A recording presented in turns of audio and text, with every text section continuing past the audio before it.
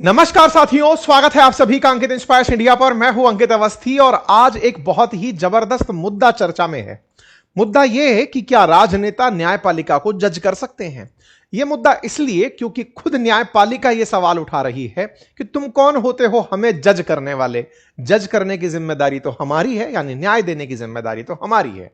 ये किस व्यक्ति के रेफरेंस में बात हो रही है? तो बात हो रही है आम आदमी पार्टी के कन्वीनर, आम आदमी पार्टी के संस्थापक अरविंद केजरीवाल के बारे में, पूर्व मुख्यमंत्री के बारे में। क्यों हो रही है? क्योंकि दिल्ली के अंदर जो लिकर पॉलिसी स्कैम हुआ था, उस पॉलिसी के स्कैम से अरविंद केजरीवाल जी को फरवरी 27 के दिन राहत दी गई थी, यह कहते हुए कि अरविंद केजरीवाल भ्रष्टाचारी नहीं है। यह कहते हुए आप रोने लगे थे। जब इन्हें राहत दी गई तो उनके खिलाफ यह मामला हाईकोर्ट में पहुंचा। तो ट्रायल कोर्ट के फैसले में जिसमें इन्हें बरी किया गया, उस मामले के बाद यह मामला हाईकोर्ट में पहुंचा। जब यह मामला हाईकोर्ट में पहुंचा तो हाईकोर्ट के जज तय हुई और जज के ऊपर अरविंद केजरीवाल जी ने आरोप लगाया कि मैडम, आपसे मुझे न्याय की उम्मीद नहीं है। दिल्ली हाईकोर्ट के एक महिला जज पर जब अरविंद केजरीवाल ने यह कहा कि मुझे आपसे न्याय की उम्मीद नहीं है, जज का नाम जस्टिस स्वर्णकांत शर्मा जिनका नाम था, इनके ऊपर केजरीवाल जी का आरोप था कि आप मुझे न्याय नहीं दे पाएंगी। अगर आप अपने इस केस से हट जाएं तो मुझे शायद न्याय मिल पाए। इस बात पर सुनवाई हुई, बकायदा कोर्ट ने इसको सुना और सुनकर के जस्टिस स्वर्णकांत शर्मा ने इस मामले में अपना फैसला दे दिया। कहा कि मैं केजरीवाल जी के दबाव में अपने इस केस से नहीं हटूंगी, और नहीं हटूंगी इसका मतलब सीधा है कि मैं इस मामले की पूरी सुनवाई करूंगी।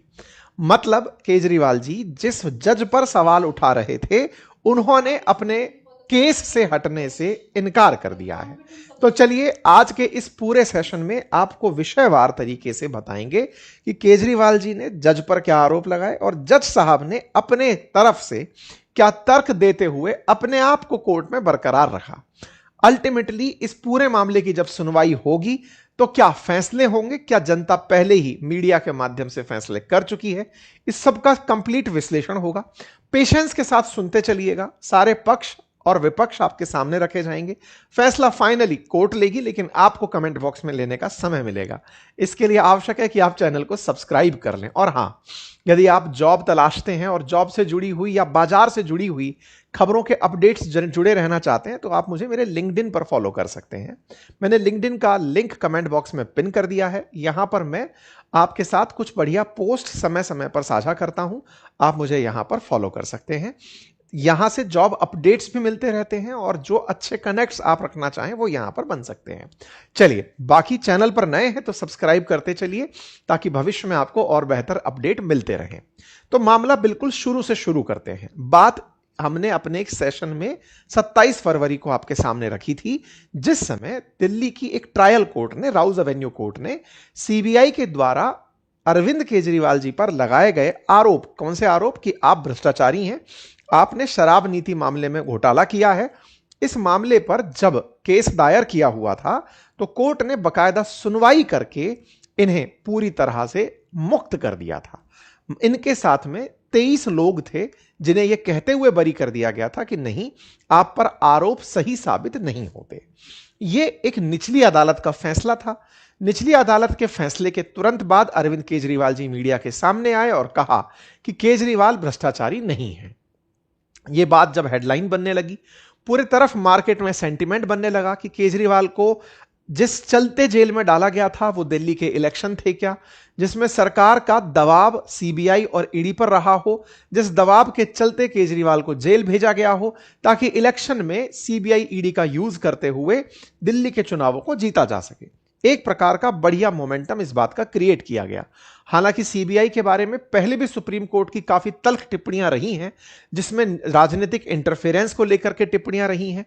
सीबीआई के बारे में पेज्ड कैरेट वाली बात रही है, केज्ड पैरेट की तरह से बात की गई है। तो तमाम प्रकार की चीजें सीबीआई के बारे में पहले भी कही जाती रही हैं। ऐसे में जब कोर्ट के द्वारा इनको बरी किया गया तो इन्होंने अपने ऊपर लगे आरोपों से मुक्त होते ही बिल्कुल इमोशनल संदेश दिया जो पूरे देश के अंदर बढ़िया वायरल हुआ।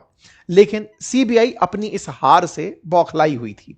सीबीआई असल में गृह मंत्रालय के अधीन काम करने वाली जांच एजेंसी है, देश की सबसे बड़ी इन्वेस्टिगेटिंग एजेंसी है। ऐसे में जब यह अपने केस से हारती है तो तुरंत हाईकोर्ट का रुख कर लेती है। कोर्ट्स में आप निचली अदालत से हाई कोर्ट और हाई कोर्ट से सुप्रीम कोर्ट जाने की मतलब सीढ़ियां हैं जिन्हें आप फॉलो करते चलते हैं। ऐसे में ये तुरंत हाई कोर्ट की तरफ रुख कर लेते हैं कि साहब उन्हें गलत रूप से राहत दे दी गई है, हमारी बात सुने बिना ही दे दी गई। जबकि सीबीआई ने लगातार कई सालों से केजरीवाल के खिलाफ पूरे की पूरे चार्जशीट और उन पर अपनी दलीलें दी थी और न्यायपालिका ने जब फैसला सुनाया तो उसमें पूरी तरह से सीबीआई के आरोपों को बेबुनियाद पाया था और न्यायपालिका के फैसले में यह बात निकल कर आई थी कि हां भाई, इन्हें इतना भी आप लोगों ने जो बंद करके रखा यह गलत है।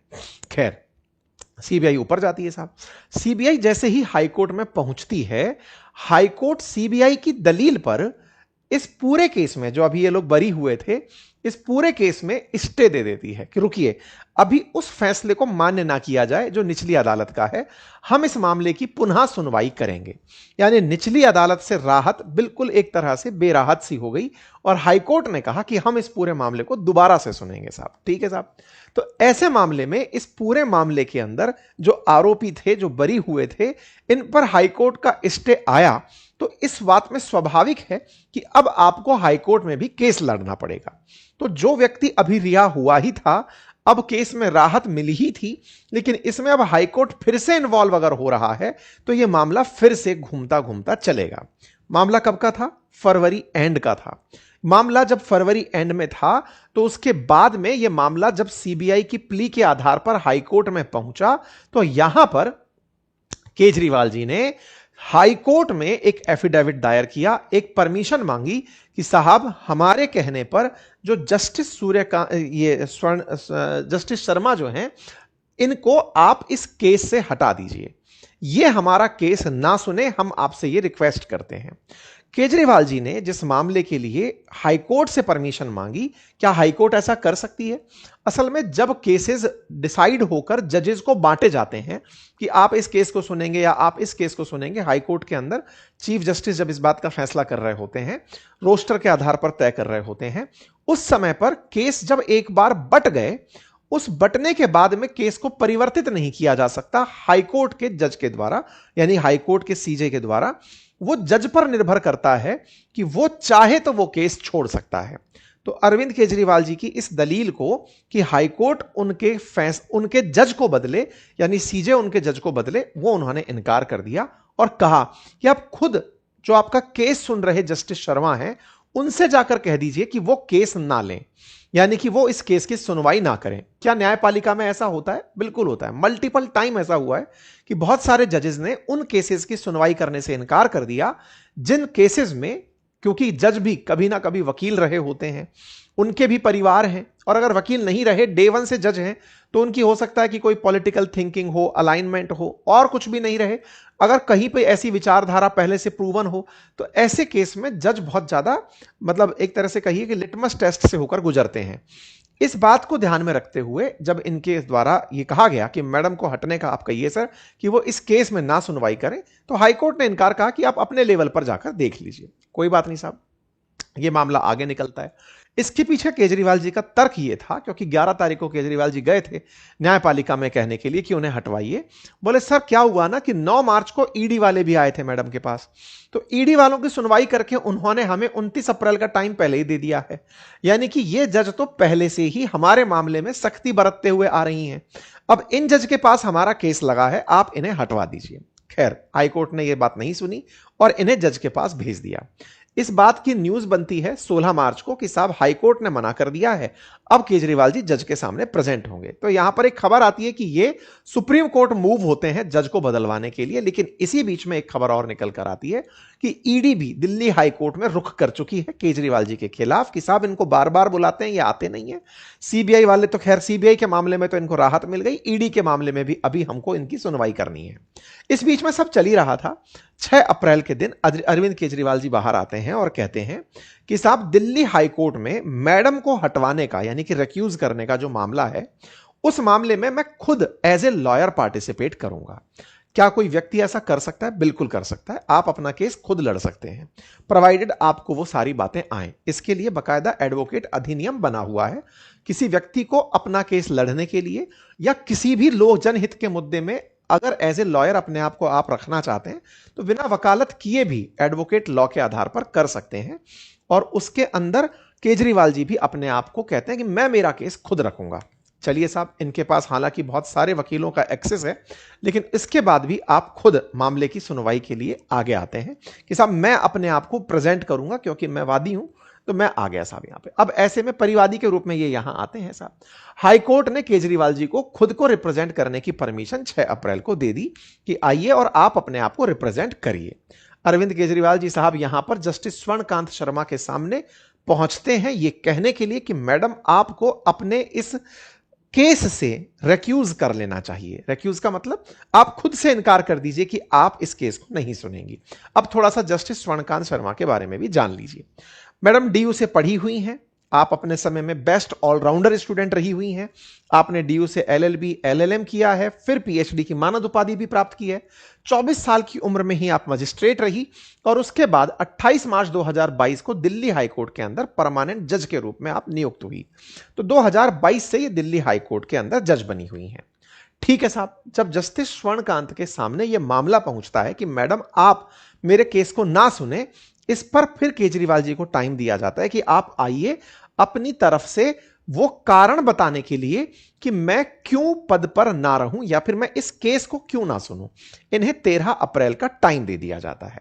इस बीच में जज के द्वारा सीबीआई से भी कहा जाता है कि भैया आप भी अपना जवाब लेकर आइए। अब ये सीबीआई की क्या कहानी है, क्योंकि एक तरफ सरकार है और एक तरफ केजरीवाल है। देखिए, जब भी केसेस होते हैं ना, तो एक तरफ स्टेट होता है और एक तरफ वादी और एक तरफ परिवादी होता है। स्टेट की तरफ से सीबीआई है, यानी कि देश की तरफ से, राज्य की तरफ से, और सीबीआई के वकील सरकार के सॉलिसिटर जनरल तुषार मेहता हैं। तो सीबीआई को भी कहा गया कि आप भी ले आना भाई, आपकी भी कोई दलील हो तो वो लेकर आ जाना। टेक्निकली सीबीआई को यह कहा गया कि भैया तुषार मेहता जी को ले आना जब अरविंद केजरीवाल जी जिरह करने आए तो। ओके साहब, तो केजरीवाल जी 13 अप्रैल को पहुंचते हैं, जस्टिस स्वर्णकांत शर्मा के सामने प्रेजेंट होते हैं। उनका यह वीडियो उस समय बहुत वायरल होता है। ये अपनी तरफ से कुछ बातें रखते हैं, कुछ 10 पॉइंट निकाल कर रखते हैं कि मैडम मेरे मन में आशंका है कि आप मुझे निष्पक्ष न्याय नहीं दे पाएंगी। मैं आपके ऊपर आशंका रखता हूं, इसलिए मैं आपसे ये रिक्वेस्ट करता हूं कि आप इस केस से आप अलग हो जाएं। इसमें जो सबसे प्रमुख आरोप था वो ये था कि आप 4 बार आरएसएस से जुड़े हुए एक संगठन के कार्यक्रम में प्रेजेंट हुई हैं और वो ताजा 2025 तक भी हुई हैं। तो चूंकि आप आरएसएस के कार्यक्रम में प्रेजेंट हुई हैं, ऐसे में आपका पॉलिटिकल इंक्लिनेशन दिखाई पड़ता है। चूंकि मेरा मामला, जो मेरा केस है, वो पूरी तरह राजनीतिक मामला है। सुप्रीम कोर्ट सीबीआई के बारे में राजनीतिक इंटरफेरेंस का कई बार कह चुकी है। एक टीवी इंटरव्यू में अमित शाह जी कह चुके हैं कि केजरीवाल जी को तो सुप्रीम कोर्ट से ही राहत मिलेगी। अब इसका मतलब हाई कोर्ट का फैसला पहले से ही लिया जा चुका है। मेरी आपसे रिक्वेस्ट यह है कि आप इस केस से इसलिए हटें क्योंकि आरएसएस बीजेपी की आइडियोलॉजी से अलाइन करता है और ऐसे में अगर आप ऐसा कुछ करते हैं तो निश्चित ही यह प्राकृतिक न्याय के खिलाफ होगा। मेरी आपसे रिक्वेस्ट है कि आप इस केस की सुनवाई ना करें। जब इनके द्वारा यहां पर दलीलें दी गई तो उन दलीलों में यह दलील सबसे ऊपर थी कि साहब जब 9 मार्च को जब कोर्ट रूम में कोई नहीं था और सीबीआई थी और हम थे, हमें सुना ही नहीं गया। आपने सीबीआई की बात सुनी, इतने दिन तक हमारे बारे में डिस्कशन चला था लोअर कोर्ट में, आपने उसको कंसीडर ही नहीं किया। आपने कुछ ही मिनट के अंदर हमारे फैसले पर कि सीबीआई कह रही है तो ठीक ही कह रही होगी, आपने हमारे काम पर स्टे दे दिया।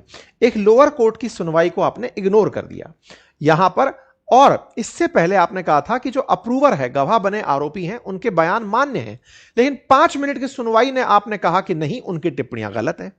इसके साथ साथ सत्येंद्र जैन बनाम ईडी का जो मामला है उसको भी इन्होंने रेफरेंस में लेते हुए कहा कि सर तब भी आपका जो फैसला था वो बायसेस के साथ लगा था। साथ में इन्होंने यह कहा कि लोअर कोर्ट ने सीबीआई के इन्वेस्टिगेटिंग ऑफिसर के खिलाफ जांच करने का कहा था कि उस पर विभागीय कार्रवाई की जाए। वो इन्वेस्टिगेटिंग ऑफिसर पार्टी बनकर ही नहीं आया, उसकी जगह सीबीआई आई। आपने उसको तब भी राहत दे दी, जिसने मांगी नहीं राहत उसको भी राहत आपने दे दी। तो ये तो आपके बायसेस दिखाती है कि आप अपनी ड्यूटी डिस्चार्ज में सीबीआई अगर सामने खड़ी है तो आप उसके साथ हो लेते हैं। बोले मैडम यहां पर मुझे ऐसा लगता है कि आप इन मामलों में बहुत सारे ऐसे फैसले हैं जो आप मेरे पक्ष में नहीं ले पाएंगी। साथ ही साथ इन्होंने कहा कि मैडम हमारे जितने भी मामले अब तक रहे हैं उन मामलों में सबसे बड़ा पॉइंट यह है कि अधिवक्ता परिषद जो नाम का संगठन है, जो आरएसएस से जुड़ा संगठन है, उस अधिवक्ता परिषद में आप 4 बार शामिल हो चुकी हैं उनके विभिन्न कार्यक्रमों में। ऐसे में मेरी आपसे रिक्वेस्ट है कि आपका पास्ट हमारे बारे में ऐसा रहा है कि हमारे खिलाफ फैसला लेने के लिए आप जानी जा रही हैं। साथ ही साथ आपका जो अधिवक्ताओं के साथ संपर्क है, वो वाला संपर्क जो आरएसएस के साथ ग्रुप बना हुआ है, उसमें जो आप आते जाते हैं, उससे मुझे लगता नहीं है कि आप मेरे साथ न्याय करेंगी। ये आशंका है। चूंकि इनके साथ 8 और लोग भी थे, इंक्लूडिंग मनीष सिसोदिया, तो उन सब ने भी यही बात बोली कि मैडम हम चाहते हैं कि आप हमारे केस की सुनवाई ना करें, क्योंकि हमारे केस में आपके ऊपर तमाम प्रकार के संदेह हमारे दिमाग में हैं। ऐसे में कुछ तर्क दिए गए कि बहुत से ऐसे केसेस रहे हैं जिन केसेस में जजेस ने खुद को रेक्यूज कर लिया है। सीबीआई की तरफ से थे तुषार मेहता जी, तो तुषार मेहता यहां पर इनको यानी कि जज साहब को ही टेक्निकली डिफेंड कर रहे थे और उन्होंने कहा कि मैडम जब फैसला हो जाता है उसके बाद तो रेक्यूज करने का कोई सेंस नहीं रह जाता। और दूसरा, अगर परिवादी यह तय करने लगेगा कि साहब हमको तो इस बहस से हटना है या फिर हमें जज को बदलवाना है, तो बोले ये तो चलेगा नहीं ना। अगर कल को न्याय मांगने जो आया है वो कहे मुझे तो जज ही पसंद नहीं है, आप तो आरोपी हो ना, आप पर तो आरोप है तो आपकी डिमांड नहीं चलेगी। आपने काम गलत किया है, आपको अपने आप को सही सिद्ध करना है।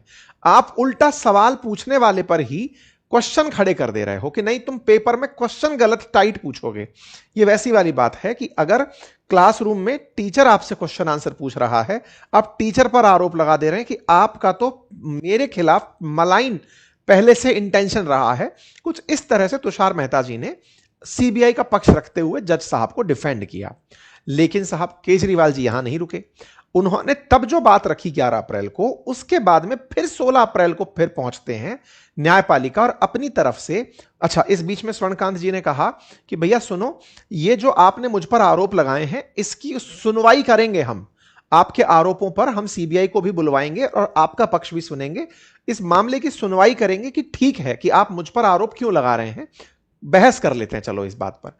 इस बात के साथ साथ अरविंद केजरीवाल जी फिर 16 तारीख को अपना एक और रिजॉइंडर लेकर पहुंचते हैं कि साहब ये लीजिए, और मुझे आपके साथ 2 शिकायतें और पता चल गई हैं। उनमें से बड़ी शिकायत तो यह है कि मैडम जो आपके बच्चे हैं ना, वो तुषार मेहता जी की फर्म में काम करते हैं। तुषार मेहता जो कि सीबीआई की तरफ से वकील बनकर, सॉलिसिटर जनरल बनकर, सरकारी वकील बनकर के सरकार का केस लड़ रहे हैं। तो मैडम आपके बच्चे जब तुषार मेहता के साथ काम करते हैं और वो मेरे सामने लड़ा हुआ वकील है, वो इस केस में मेरे सामने वाली पार्टी है, ऐसे में आपका तो नेचुरल बायस हो गया तुषार मेहता की तरफ। आप खुद से तुषार मेहता का पक्ष लेंगी क्योंकि आपके बच्चे वहां काम करते हैं। और दूसरा मैडम, आपके जो बच्चे हैं ये सरकारी पैनल्स में, जहां पर केंद्र सरकार के बनाए हुए पैनल्स हैं न्यायपालिका और ये सुप्रीम कोर्ट और हाई कोर्ट के लिए, वहां पर एमपैनल्ड वकील हैं आपके बच्चे। तो ऐसे में सरकारी फेवर उनको मिल रहा है, तुषार मेहता जी के साथ काम कर रहे हैं, तो फिर आप सरकार के पक्ष में फैसला क्यों नहीं लेंगी? तो मेरे पास में ऐसा कोई भी पॉइंट नहीं है जिसमें यह पता चले कि आप निष्पक्ष होकर के मेरे लिए न्याय करेंगी। इन्होंने कहा कि official public record of department of legal affair government of India का डिस्क्लोजर है कि मिस्टर ईशान शर्मा, जो इनके बेटे हैं, of honourable justice is empanelled by the central government union of India as a group A panel counsel for the supreme court of India. The same official record further shows that he has also held empanelment of central government work before the High Court of Delhi.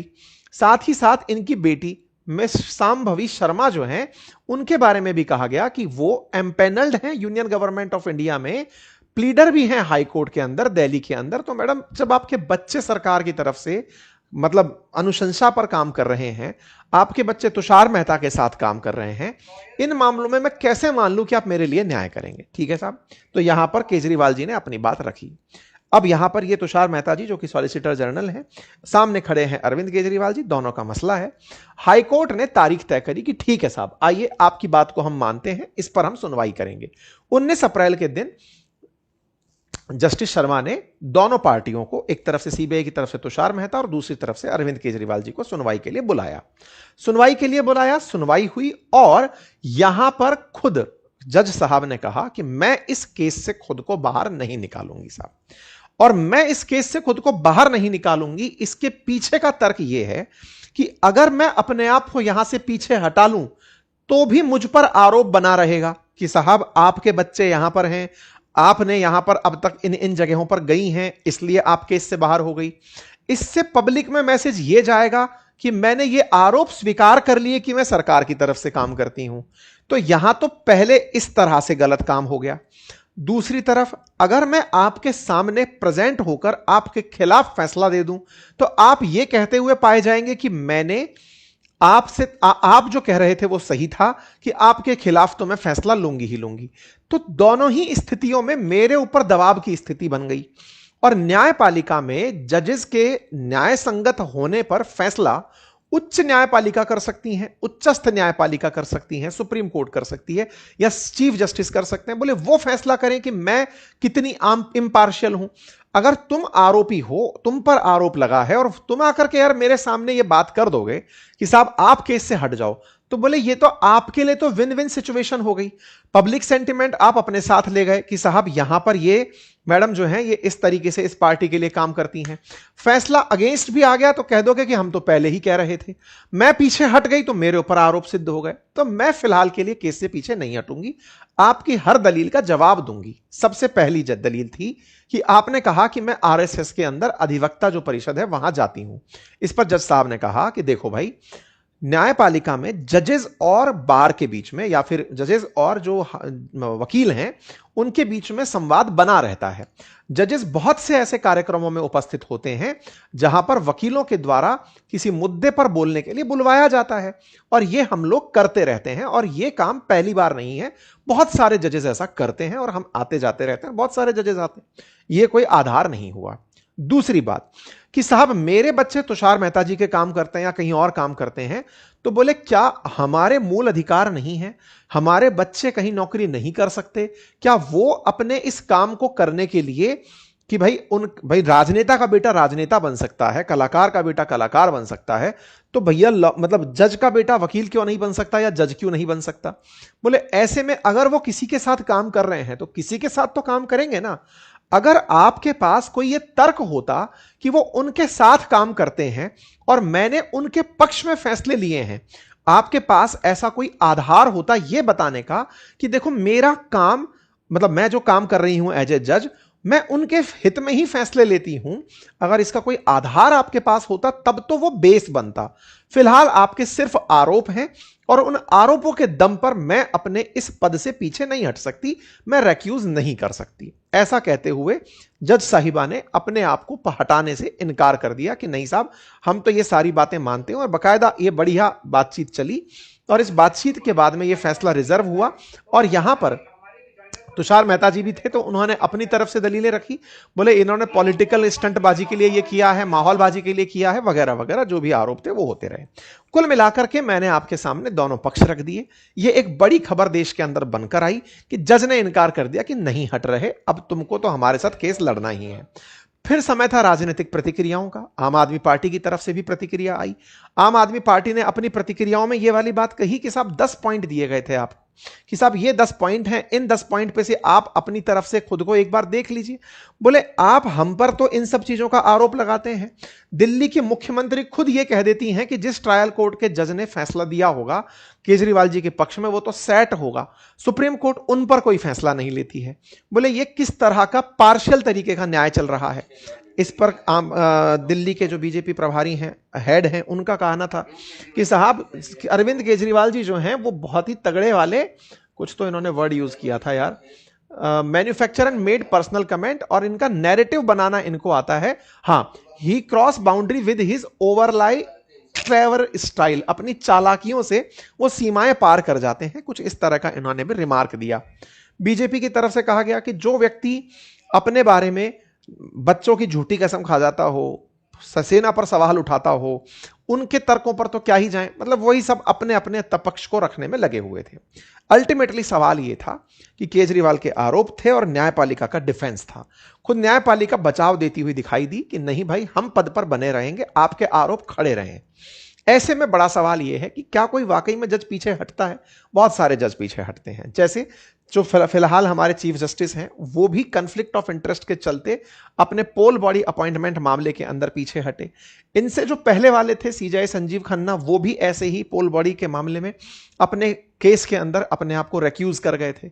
ऐसे ही अयोध्या मामले के अंदर justice U U Lalit थे, उन्होंने case से खुद को रेक्यूज कर लिया था।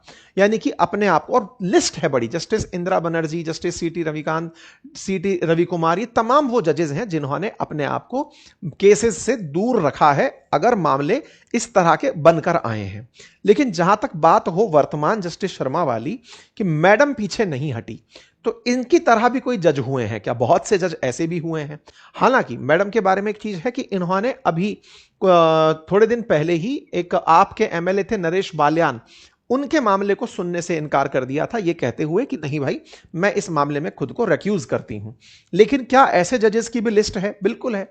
अरुण मिश्रा हुए, जस्टिस जेएस केहर हुए, एमआर शाह हुए, बेला एम त्रिवेदी हुए, जिन्होंने रेक्यूज करने का लोगों ने रिक्वेस्ट किया कि मैडम आप केस से हट जाओ, वो केस से नहीं भी हटे। तो तमाम ऐसे मसले मार्केट में उपलब्ध हैं जहां पर रेक्यूज भी हुआ और नहीं भी हुआ। अब सवाल यह है कि जब फैसला आएगा हाई कोर्ट का, तो उसे किस लेंस से देखा जाएगा? केजरीवाल जी के लेंस से जो उन्होंने पूरे देश को दिखा दिया, या न्यायपालिका न्याय को स्थापित करते हुए आगे बढ़ने में कामयाब होगी?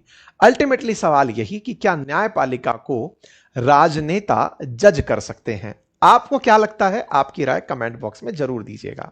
बाकी चैनल पर नए हैं तो सब्सक्राइब कर लीजिए। लिंक्डइन पर हमें फॉलो करना है तो लिंक कमेंट बॉक्स में पिन है, आप हमें वहां पर फॉलो कर लीजिए। आपका समय शुभ हो। बहुत बहुत धन्यवाद।